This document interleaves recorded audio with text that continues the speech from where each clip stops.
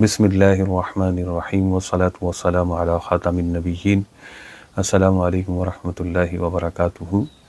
آج ہم ایک ایسے خاندان کے بارے میں بات کریں گے کہ جنہوں نے خودکشی کر کے اپنی جان لے لی۔ یہ خودکشی کیوں ہوئی، اس کے پیچھے کیا وجہ تھی، آج کی اس قسط میں، آج کے اس ایپیسوڈ میں ہم اسی پر بات کریں گے۔ دہلی کا یہ خاندان تھا، دہلی براری سنت نگر سے ان کا تعلق تھا۔ ٹھیک ٹھاک فیملی تھی، اچھا کام تھا، نوکریاں بھی تھی۔ سب سے بڑا بیٹا جو اس خاندان کا تھا وہ بھی نوکری کرتا تھا، نوکری پہ جاتے اور نوکری سے واپس آتے، نہ کسی سے لڑائی جھگڑا، نہ کسی سے اس طرح کی کوئی بات۔ کام والے آدمی تھے۔ جو دوسرے بیٹے تھے ان کا نام للت تھا، اور ان کا کام لکڑی کا کام تھا، پلائی بورڈ وغیرہ بیچتے تھے یہ۔ ان کا کام بھی ٹھیک ٹھاک تھا، اور اگر 2018 سے پیچھے چلے جاتے ہیں آپ 10 سال، تو یہ دن بدن، ڈے بائی ڈے، سال بہ سال یہ کاروباری اعتبار سے اور فیملی کے اعتبار سے ترقی ہی کر رہے تھے۔ کسی قسم کی پریشانی بظاہر نہیں تھی۔ علاقے کے لوگ بتاتے ہیں دن بدن ترقی کر رہے تھے۔ ایک دکان سے دوسری دکان ان کی بن گئی تھی، اور ان کی ایک بہن ساتھ رہتی تھی جو بیوہ تھی۔ ان کی ایک بیٹی تھی، اس کا بھی رشتہ ابھی قریب میں ہوا تھا، یعنی 10 دن پہلے بتایا جاتا ہے کہ منگنی ہوئی تھی، جولائی 2018 سے 10 دن پہلے جو یہ واقعہ پیش آیا۔ تو بظاہر دیکھنے میں ایسا لگتا تھا کہ یہ خاندان خوش ہے، اپنی زندگی سے خوش ہے، اور ایک اچھی زندگی گزار رہے تھے۔ زندگی میں کسی قسم کی کوئی پریشانیاں نہیں تھی، بالکل آسان زندگی گزار رہے تھے، کسی قسم کی پریشانی نہیں تھی۔ لیکن 1 جولائی 2018 کیا ہوا، ایسا کیا تھا کہ ان لوگوں نے خود کو پھندے سے، گلے میں پھندا ڈال کر، اور چھت پر سیلنگ ہوتی ہے، چھت کھولی ہوئی تھی ہوا کے لیے، اس میں سریے تھے، لوہے کے سریے تھے، اس میں دوپٹہ باندھ کر 11 کے 11 افراد نے خود کو پھانسی لگا لی۔ تو 10 افراد جو عمر میں ٹھیک ٹھاک تھے، 50-54 کے قریب تھے، ان لوگوں نے خود کو پھانسی لگائی اس سیلنگ میں پھندا ڈال کر۔ اور ایک جو بزرگ خاتون تھی، جو سب سے بڑی عمر میں تھی، کم و بیش 80 سال ان کی عمر تھی، انہوں نے بیڈ کے ساتھ الماری کے ہینڈل میں پھندا بنا کر خود کو پھانسی لگا لی۔ تو یہ کل 11 افراد تھے۔ یہ علاقے والوں کے لیے، سنت نگر براری کے لیے، اور پورے دہلی بلکہ پورے انڈیا کے لیے یہ ایک بہت خوفناک خبر تھی۔ یہ کیا تھا، ایسا کیا ہوا ان لوگوں کے ساتھ کہ ان 11 کے 11 افراد نے خود کو پھانسی لگا لی؟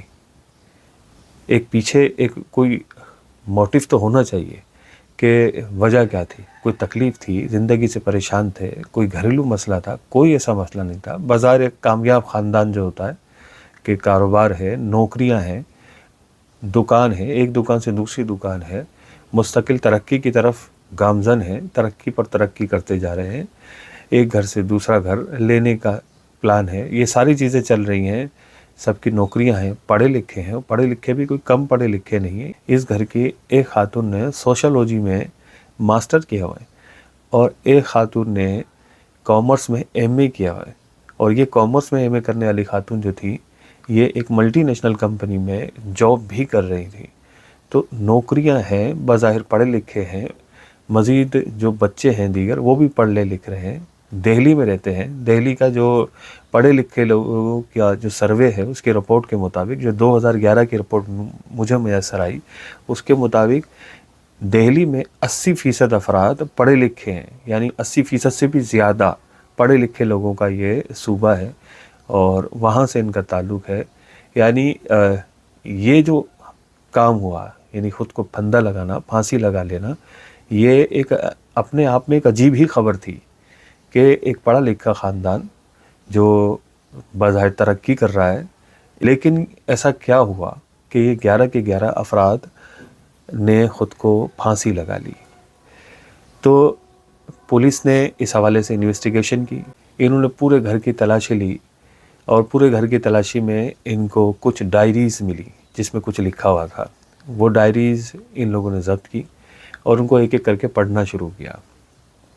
جب انہوں نے ڈائریز کو پڑھنا شروع کیا تو ڈائریز میں جو سب سے پہلی ڈائری لکھنا شروع کی گئی تھی وہ تھی 2007 میں. 2007 میں پہلی ڈائری لکھنا شروع کی. اور یوں ایک بہت سارا ڈائریوں کا ایک سلسلہ تھا, رجسٹر تھے جس میں کچھ لکھا ہوتا تھا, اور اس لکھائی کا جو انداز تھا وہ تھا ایک ڈائریکشن دینے والا, یعنی ہدایت دی جا رہی ہے کہ یوں کرو, یوں کرو, یوں کرو, یوں کرو, گھر میں یوں کرو, یوں کرنا چاہیے, تمہیں یوں کرنا چاہیے. تو اوورال جب یہ لوگ پڑھنے لگے, یعنی یہ ادارے والے, تو ان کو لگا کہ یہ کون لکھتا تھا.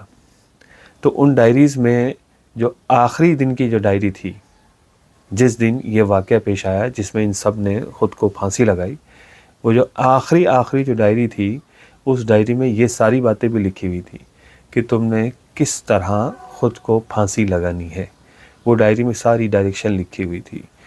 یہ ڈائری کون لکھتا تھا, کون لکھواتا تھا, یہ ساری تفتیش ہونے کے بعد, انویسٹیگیشن ہونے کے بعد یہ پتہ چلا کہ ڈائری ان کے ہاں 2 لڑکیاں تھیں, وہ 2 لڑکیاں ان کی ڈائری لکھا کرتی تھیں.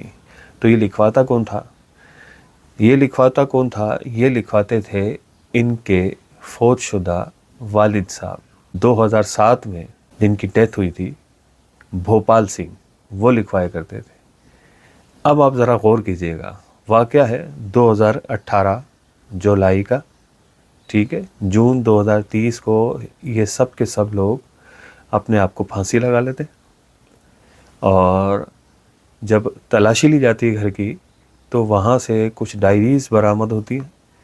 وہ ڈائریز لکھی جاتی ہیں 2007 سے وہ ڈائریز لکھنے کا سلسلہ شروع کیا جاتا ہے. اور 2007 میں کیا ہوتا ہے, 2007 میں اس خاندان کے جو بڑے تھے بھوپال سنگھ, ان کا انتقال ہوتا ہے. بھوپال سنگھ کون تھے؟ بھوپال سنگھ برادری سے تعلق ان کا تھا, ہندو برادری, سنگھ برادری. یہ ٹونا, ہریانہ, پنجاب کا ایک علاقہ ہے ہریانہ, اس کے گاؤں ہے ٹونا, وہاں یہ آئے تھے.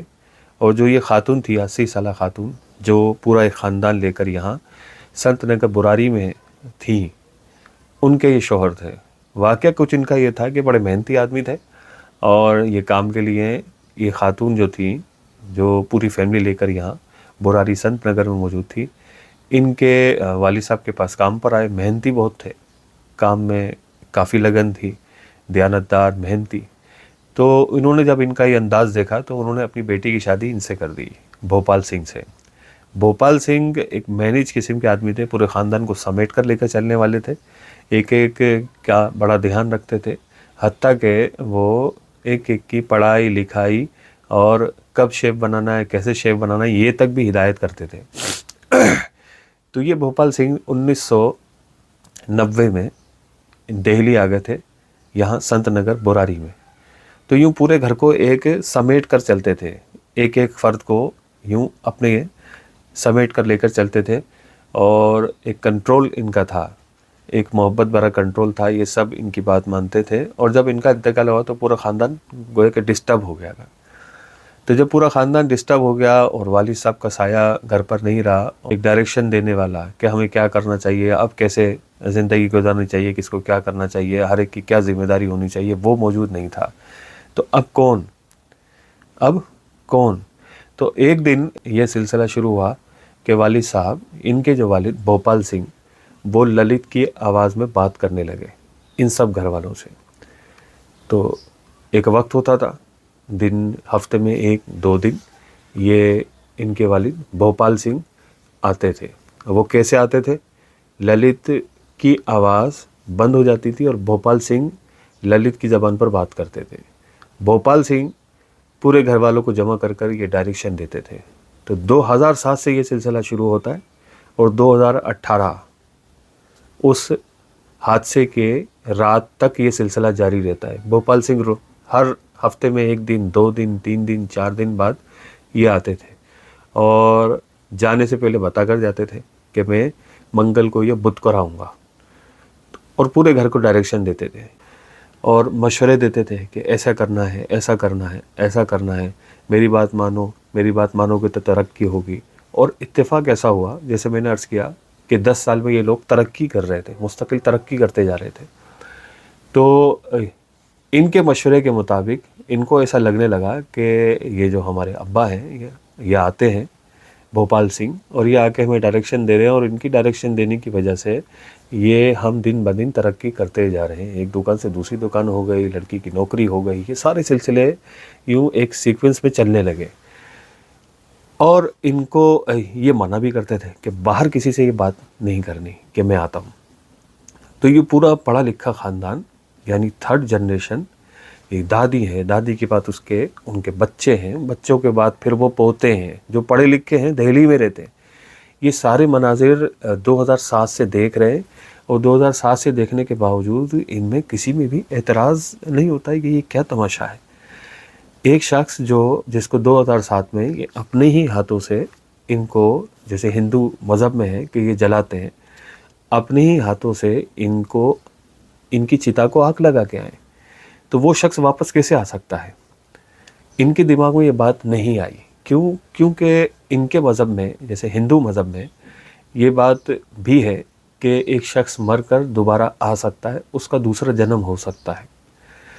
تو اس دوسرے جنم کا جو کانسیپٹ ہے اس نے کہیں نہ کہیں ان کو کلک کیا, چونکہ ہندو مذہب سے تعلق تھا, اور اس دوسرے جنم کے جو کانسیپٹ ہے, وہ نیریٹو ہے, وہ ان کے ذہن میں موجود ہے. تو اس کے مطابق یہ سب کے سب اس بات کو ماننے پر راضی ہو گئے کہ یہ بھوپال سنگھ ہی ہیں, ہمارے دادا ہیں, یعنی جو تھرڈ جنریشن کے بچے ہیں, پڑھے لکھے ہیں, دہلی میں رہتے ہیں. یہ لوگ اس بات کو ماننے پر راضی ہو گئے کہ ہمارے دادا ہی ہیں. تو یہ دادا روزانہ یا ہر 2 دن بعد 3 دن بعد آتے ہیں, اور آ کر ان سب کو ڈائریکشن دیتے ہیں. اور یہ ڈائریکشن کیا کرتے ہیں, وہ رجسٹر میں لکھ لیتے تھے. رجسٹر میں لکھ کے یہ 2007 سے لے کر 2018 تک یہ بہت سارا رجسٹر کا ایک سلسلہ بن گیا. یہ ساروں کی روٹین یہ بن گئی گھر میں کہ سب کے سب اب روزانہ جو بھی کرنا ہے وہ رجسٹر دیکھ کر کرنا ہے, اور رجسٹر دیکھنے کے مطابق یہ پورے گھر کی روٹین چلانی ہے. اچھا, جو اس روٹین کی خلاف ورزی کرتا تھا, تو جب یہ واپس بھوپال سنگھ آتے تھے للت میں, اور للت کی زبان پر یہ بات کرتے تھے, تو وہ آ کر اس بندے کی نشاندہی بھی کرتے تھے کہ تم نے یہ غلطی کی ہے, اور غلطی کرتے اور پھر بھی آ کر بولتے تھے وہ غلطی نہیں کی, اور غلطی کرنے سے یہ پورے گھر پر اس کا اثر پڑتا ہے. تو یہ سب پریشان تھے, یہ کیسے پتہ چل جاتا ہے ان کو. تو اس اعتبار سے بھی سب کے سب ماننے لگے. تو جب ان کے مشورے کام آنے لگے, مشوروں نے اتفاقاً کام کرنا شروع کر دیا, اور ان کی راز کی باتیں جو یہ باہر جا کر کرتے تھے وہ گھر میں یہ ان کے دادا جی بتا دیتے تھے. تو یوں بچوں کو یقین ہونے لگا. تو یہ لوگوں سے بات کرنے کو بھی منع کرتے تھے کہ فلاں سے بات مت کرو. اب یہ بات کی تو یہ دادا جی رات میں آ کر بتا دیتے تھے کہ تم نے بات کی ہے. یہ کیسے بتاتے تھے؟ یہ ساری باتیں ایسی تھی جو ان کے ایک مذہبی ایک کانسیپٹ تھا, ایک ریلیجیس کانسیپٹ تھا, اس سے مطابقت کر رہی تھی کہ ابو جی ہیں اور یہ واپس آ سکتے ہیں, اور یہ آئے ہیں, اور یہ ہمیں ڈائریکشن دے رہے ہیں, ان کو سب پتہ ہے. جب یہ آ سکتے ہیں تو سب پتہ بھی کر سکتے ہیں. تو یوں ان کا ایک یقین مضبوط سے مضبوط تر ہوتا چلا گیا, اور یہ 2007 سے لے کر 2018 تک یہ سلسلہ ان کا جاری رہا. جب یہ آتے اور آنے کے بعد یہ واپس جاتے, تو جس بیٹے پر یہ اس طرح کی کیفیت طاری ہوتی تھی, وہ پھر اس کے بعد اس کو کافی نیند آتی اور وہ سوتا تھا. تو جانے سے پہلے یہ بھی کہتے تھے کہ میرے آنے کا اس پر زور پڑتا ہے, تو اس کو چھوڑ دو, اس کو سونے دو. یہ سلسلہ چلتے چلتے 2018 آیا, اور 2018 میں ان کے جو بھوپال سنگھ ہیں, انہوں نے کہا کہ تم 1 ہفتے کے لیے ایک بڑ پوجا کرو. بڑ پوجا ایک بینین ٹری ہوتا ہے, اور شاید آپ نے دیکھا ہو, ایک بڑا سا درخت ہوتا ہے جس میں اس کی جو شاخیں ہیں وہ لٹک رہی ہوتی ہیں, تو بالوں کی طرح. رات میں دیکھیں تو کافی خوفناک لگتا ہے. تو ان کے مذہب میں کچھ ہوگا اس طرح, ہندو مذہب میں بڑ پوجا کوئی ہوگی. تو 1 ہفتے کے لیے بڑ پوجا کرو. بڑ پوجا کرو تو ہم جو دیگر مسائل ہیں وہ بھی حل ہوں گے, اور یوں آخری دن بڑ پوجا مکمل ہوگی. اور یہ 7 دن کا ان کو ایک شیڈول بنا دیا, ڈائریکشن دے کر چلے گئے ان لوگوں نے, اس کو رجسٹر میں لکھ لیا. اور 7ویں دن جو ان کو کرنا تھا وہ یہ تھا کہ سب کے سب رنگ برنگے دوپٹے اپنے گلے میں ڈالیں گے, جس طرح اس درخت میں ہوتا ہے, اور جو چھت میں جو سیلنگ ہے اس میں اس کو باندھیں گے, اور پھندا بنا کر سب اپنے اپنے گلے میں ڈال لیں گے. اور جب ڈال لیں گے تو ایک آدمی سب کے ہاتھ باندھ دے گا, اور سب کے ہاتھ باندھ دیے جائیں گے, منہ باندھ دیا جائے گا, کانوں میں روئی ڈال دی جائے گی. تو یوں 10 کے 10 افراد کو اس طرح انہوں نے ہاتھ باندھ دیے، سب کے گلوں میں پھندے ڈال دیے، اور جو دادی تھی ان کی، جو بڑی خاتون تھی، بھوپال سنگھ کی جو وائف تھیں، 80 سالہ خاتون، ان کو وہاں الماری کے ساتھ ان کے پھندا بنا کر وہاں ڈال دیا، اور ان کو کہا کہ 10 سے 15 منٹ لگیں گے۔ 10 سے 15 منٹ کے بعد جب 10 سے 15 منٹ گزر جائیں گے اور یہ پانی کا رنگ بدل جائے گا تو پھر میں آؤں گا۔ یہ کس نے کہا؟ بھوپال سنگھ نے، للت کی زبان پر۔ ان لوگوں نے چونکہ 2007 سے لے کر 2018 تک یہ ایک پورا ایک ان کا ذہن بن چکا تھا، اور ان کو یہی تھا کہ ہمارے دادا جی آئیں گے۔ بچوں کو یہ یقین ہو چلا تھا کہ ہمارے دادا جی آئیں گے اور آ کر ہمیں کھول دیں گے، جیسے ہمیشہ ہی آتے ہیں، اور آ کر ہمیں اتنے بہترین مشورے دیے کہ ہم ترقی پر ترقی کرتے جا رہے ہیں۔ تو ان کے کہنے پر، یعنی دادا جی جو للت کی زبان پر بولتے تھے، ان کے جو ان کو لگتے تھے ان کے دادا جی ہیں، اور ان کو 2007 سے مستقل ڈائریکشن دے رہے ہیں، ہدایت دے رہے ہیں کہ یوں کرو، یوں کرو، یوں کرو، اور اس کو یہ مانتے جا رہے ہیں، اور مان رہے ہیں تو ترقی مل رہی ہے، اور جو یہ کہہ رہے ہیں وہ باتیں بالکل صحیح ہیں، سمجھ میں آ رہی ہیں کہ ایسے کیسا ہو سکتا ہے کہ دادی جی کو پتہ ہو۔ تو یوں ان کا یقین مضبوط تھا، اور انہوں نے اس بات پر بھی یقین کر لیا۔ ان کو لگا کہ ہمارے دادا جی آئیں گے اور ہمیں آ کر کھول لیں گے۔ ان سب نے اپنے گلوں میں پھندے ڈالے۔ پھندے ڈالنے کے بعد یہ سب کے سب اس سیلنگ سے لٹک گئے، خود کو پھانسی لگا لی، اور ان کے دادا جی نہیں آئے۔ یہ سب کے سب اسی حالت میں 1 جولائی 2018 کو صبح کے وقت اسی حالت میں سیلنگ سے پھندا لگے ہوئے پائے گئے، لٹکے ہوئے پائے گئے۔ ان میں سے کوئی بھی نہیں بچ سکا۔ 11 کے 11 افراد، گھر کے 11 کے 11 افراد اس طرح کی موت کا شکار ہوئے کہ ان کے دادا جی جن کو آنا تھا وہ نہیں آئے ان رجسٹروں کے مطابق کہ ان کو آ کر بچاتے۔ یہ کیا تھا؟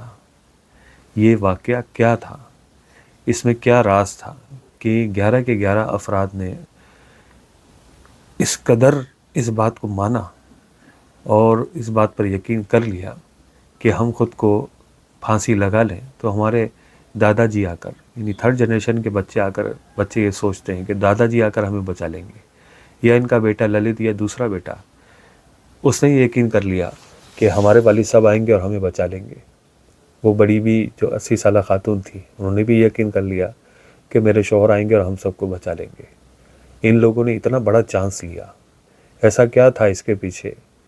کیا وجہ تھی؟ یہ سب کے سب نے خود کو پھانسی لگا لی۔ اب ہم اس واقعے کے حل کی طرف آتے ہیں۔ 11 افراد ہیں جنہوں نے خود کو پھانسی لگا لی ہے۔ بات کو سمجھیے گا۔ ہند میں رہنے والے اگر مجھے دیکھ رہے ہیں، انڈیا میں رہنے والے، تو وہ بھی ذرا غور کریں کہ ایک شخص ہے جو بڑا محنتی ہے، ٹھیک ہے، بھوپال سنگھ اس کا نام ہے، اور وہ ایک فیملی میں آتا ہے جو بھاٹیا فیملی ہے۔ جب بھاٹیا فیملی میں اس کا رشتہ ہو جاتا ہے، اس کی شادی ہوتی ہے۔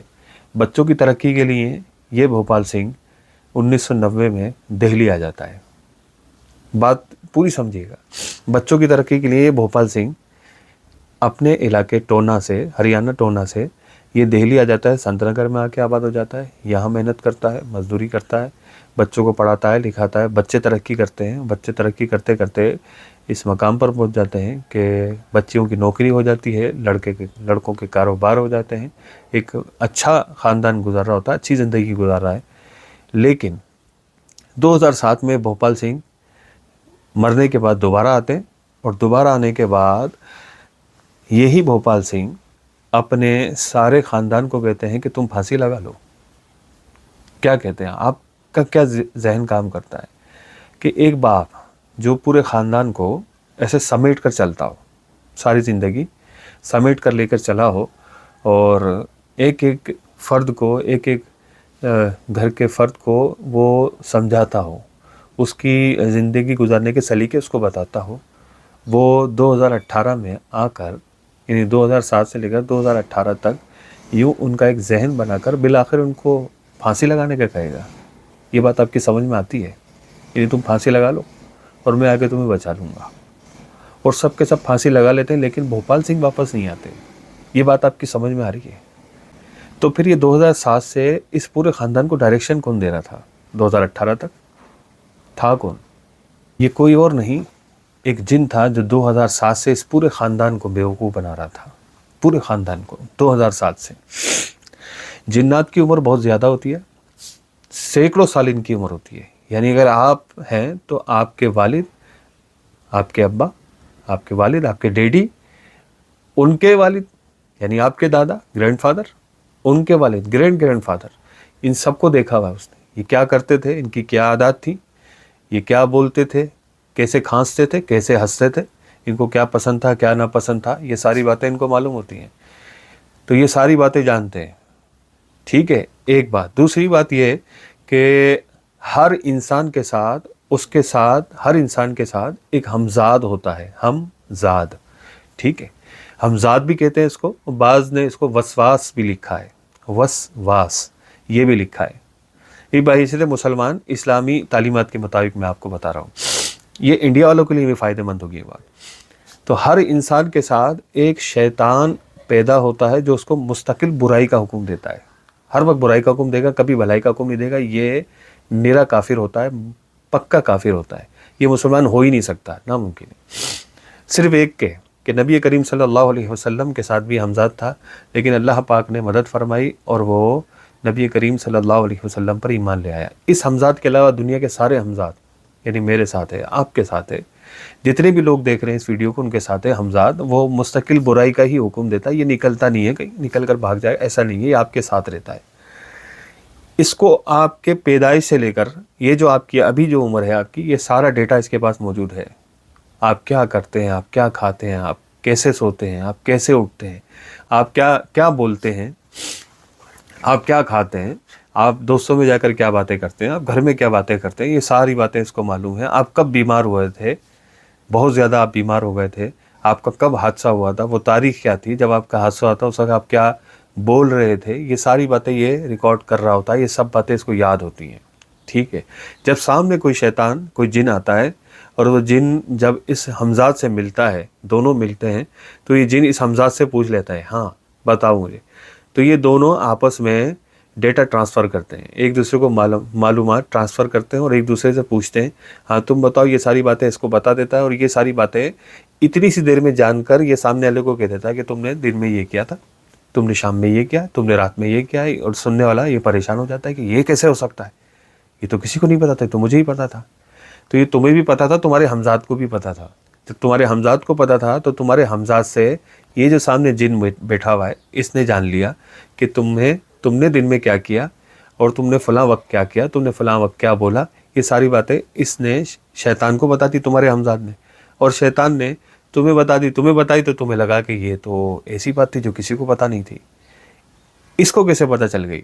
تو مطلب یہ ہے کہ یہ کوئی بہت بڑا کوئی جاننے والا ہے، ایسا کوئی جاننے والا نہیں ہے، یہ جن ہے، اس جن نے اس ہمزاد سے پوچھا، اس ہمزاد نے بتا دیا ہے۔ تو یہ جو ہمزاد ہے یہ مستقل انسان کے ساتھ رہتا ہے۔ اب آ جائیں اس واقعے کی طرف۔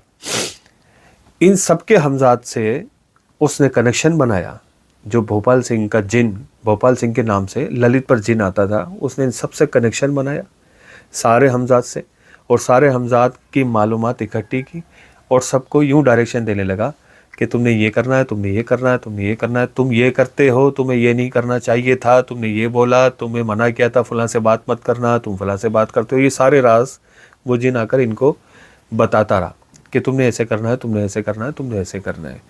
تو اسلامی عقائد کے مطابق کسی بھی انسان کی روح واپس نہیں آتی، جو مر گیا وہ اب اللہ پاک کی جناب میں حاضر ہے، اگر وہ نیک ہے، مسلمان ہے، بحیثیت مسلمان اسلامی تعلیمات کے مطابق، تو اس کا ٹھکانہ اللہ تعالیٰ کی جناب میں انعام و اکرام والا ہے، اور جو بد ہے، گناہ گار ہے یا غیر مسلم ہے، اس کا ٹھکانہ وہ قید خانہ ہے۔ تو دنیا کافر کے لیے جنت، اور مسلمان کے لیے قید خانہ ہے۔ جب مسلمان مرتا ہے تو وہ آزاد ہوتا ہے۔ تو اب جو مر گیا وہ اگر نیک ہے، بحیثیت مسلمان، اگر وہ نیک ہے تو اللہ پاک کی جناب میں انعام و اکرام پا رہا ہے، اور اگر وہ بد ہے تو وہ اپنے اپنے اعمال کے حساب سے جزا پا رہا ہے، سزا پا رہا ہے۔ اسی طرح تو جو فوت ہو چکا، چاہے وہ مسلمان ہو، چاہے وہ کسی بھی مذہب سے تعلق رکھتا ہو، وہ واپس نہیں آتا، وہ واپس نہیں آتا۔ اگر وہ واپس آتا، مثال ہے، آپ بات کو سمجھیے گا، اگر وہ واپس آتا، جیسے مثال ہے اس کیس میں بھوپال سنگھ، اگر یہ واپس آئے تو یہ تو باپ ہے نا، ایک گھر کا سرپرست ہے، وہ کیسے سب کو یار پھانسی لگوائے گا؟ آپ کی بات سمجھ میں آ رہی ہے؟ تو پھانسی لگوانے والا کون تھا؟